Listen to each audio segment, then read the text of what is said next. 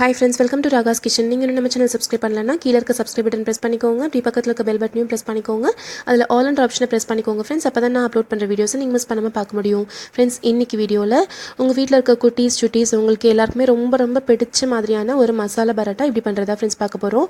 ரொம்ப டேஸ்டியாக இருக்குங்க. கண்டிப்பாக ட்ரை பண்ணி பாருங்கள். அது செய்கிறதுக்கு நான் ஏற்கனவே 1 கப் அளவுக்கு கோதுமை மாவு எடுத்து கொஞ்சமாக உப்பு சேர்த்து நம்ம சப்பாத்திக்கு பிசைகிற மாதிரி பிசைஞ்சு வச்சுருக்கேங்க. பாருங்கள், இந்த மாதிரி பிசைஞ்சிக்கோங்க. நான் கூட வேறு எதுவுமே சேர்க்கலைங்க.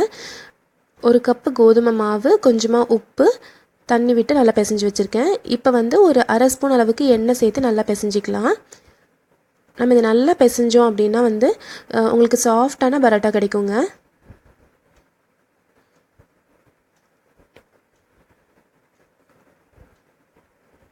இப்படி நல்லா பிசைஞ்சிக்கலாங்க. இப்போ நம்ம இந்த எடுத்து வச்சுருக்க மாவு இப்போ பிரிச்சுக்கலாம். நான் ஒரு 5 பரோட்டா வர மாதிரி பிரித்து வச்சுக்கிறேன் மாவை. பாருங்கள், இந்த மாதிரி ஒரு 5 உருண்டை செஞ்சுக்கலாம். இப்போ நம்ம இதுக்குள்ளார வைக்கிறதுக்கான ஸ்டஃபிங் நம்ம ரெடி பண்ணிக்கலாங்க. ஒரு கிண்ணம் எடுத்துக்கிறேன். இதில் 1 கப் அளவுக்கு கேரட் துருவல் சேர்த்திக்கிறேங்க.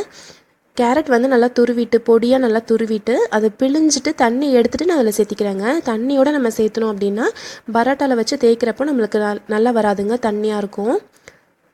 இது கூடவே ஒரு 3/4 கப் அளவுக்கு கொத்தமல்லி தலை நல்லா கட் பண்ணி வச்சுருக்கிறது, பொடியாக நறுக்குனது சேர்த்திக்கிறேங்க. இது கூட டேஸ்ட்டுக்கு ஒரு 3/4 டீஸ்பூன் அளவுக்கு கரம் மசாலா சேர்த்திக்கிறேங்க. உங்கள் டேஸ்ட்டுக்கு தகுந்த மாதிரி கொஞ்சம் அதிகமாக கூட நீங்கள் சேர்த்திக்கலாம். கொஞ்சமாக மஞ்சள் சேர்த்திக்கலாம், மஞ்சத்தூள் சேர்த்திக்கலாம். இந்த ஸ்டஃபிங்க்கு தேவையான அளவுக்கு தூள் உப்பு சேர்த்திக்கிறேங்க. இது எல்லாத்தையும் இப்போ நம்ம மிக்ஸ் பண்ணிக்கலாம்.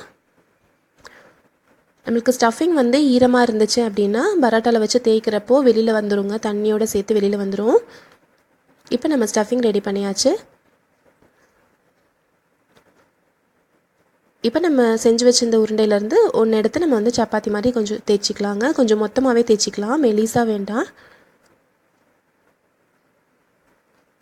இதில் நம்ம ரெடி பண்ணி வச்சுருக்க ஸ்டஃபிங் கொஞ்சமாக நான் நடுவில் வச்சுக்க போகிறேங்க. கொஞ்சமாக எண்ணெய் தடவிட்டு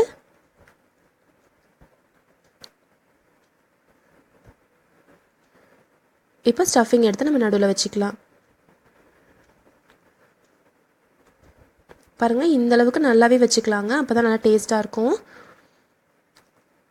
இப்போ நம்ம சப்பாத்தி அப்படியே இப்படி சுருட்டிக்கோங்க. சுருட்டிட்டு இந்த 2 முனையும் இப்படி சேர்த்திக்கோங்க. 2 எண்டையுமே இப்படி சேர்த்துட்டு இப்படி திருப்பி அழுத்துனீங்க அப்படின்னா ஃபுல்லாக அப்படியே ரெடி ஆயிரும். திருப்பி வச்சு இப்படி அழுத்தி விட்டுட்டு கொஞ்சமாக கோதுமை மாவு தூவிட்டு நம்ம தேய்ச்சிக்கலாம். நம்ம நல்லா ரோல் பண்ணி வச்சுருக்கனால இது நல்லா பரோட்டா மாதிரி நல்லா லேயராக வருங்க. இப்போ நல்லா தேய்ச்சிக்கலாம். ஓரளவுக்கு மெலிசாக தேய்ச்சிக்கலாங்க. ரொம்ப மெலிசாக தேய்ச்சோம் அப்படின்னா ஸ்டஃபிங் வெளியில் வர ஆரம்பிச்சிரும்.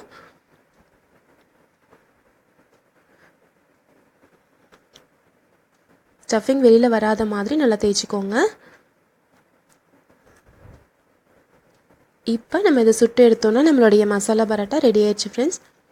இப்போ ஸ்டவ்வில் தோசைக்கல் வச்சுக்கலாங்க. தோசைக்கல் சூடானதும் கொஞ்சமாக எண்ணெய் தடவிக்கலாம். தடவிட்டு நம்ம ரெடி பண்ணி வச்சுருக்க இந்த பரோட்டா அதில் போட்டுடலாம். மேலே கொஞ்சமாக எண்ணெய் விட்டுக்கோங்க. குழந்தைங்களுக்கு கொடுக்கறதா இருந்தால் கொஞ்சமாக பட்டரோ வெண்ணெயோ இல்லை நெய்யோ கூட தடவிக்கலாங்க.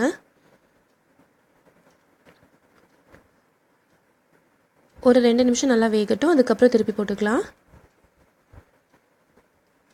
இதை நம்ம ஸ்கூல் லஞ்ச் பாக்ஸ் கொடுத்தோம் அப்படின்னா கண்டிப்பாக சாப்பிட்டு வந்துடுவாங்க. அவங்களுக்கு ரொம்ப பிடிச்சிருக்கும் இந்த டேஸ்ட்டு. நம்ம கரம் மசாலா சேர்த்திருக்கோன்றனால நம்மளுக்கு சைட் டிஷ் கூட அவங்களுக்கு கொடுக்கணும்னு தேவை கிடையாதுங்க, அப்படியே சாப்பிட்ருவாங்க. இப்போ நம்ம திருப்பி போட்டுக்கலாம்.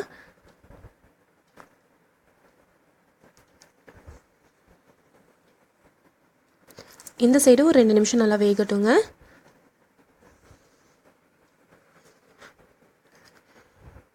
சப்பாத்தியே பிடிக்காதுன்னு சொல்கிற குழந்தைங்க கூட ரொம்ப விரும்பி சாப்பிடுவாங்கங்க. கண்டிப்பாக ட்ரை பண்ணி பாருங்கள். 2 பக்கமே ஓரளவுக்கு நல்லா ப்ரௌனாக வந்ததும் நம்ம இதை எடுத்துடலாம்.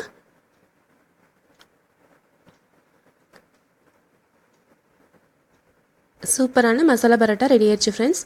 இப்போ நம்ம இதை சர்வ் பண்ணிடலாம். நான் வந்து அதை 4 கட் பண்ணி சேவ் பண்ணியிருக்கேங்க. கூடவே வெங்காயம் தக்காளி வதக்குனதை வந்து சேர்த்து வச்சுருக்கேங்க. கண்டிப்பாக அதை ட்ரை பண்ணி பாருங்கள். இந்த ரெசிபி உங்களுக்கு பிடிச்சிருந்துச்சுன்னா நம்ம சேனல் ராகாஸ் கிச்சனில் ஒரு லைக்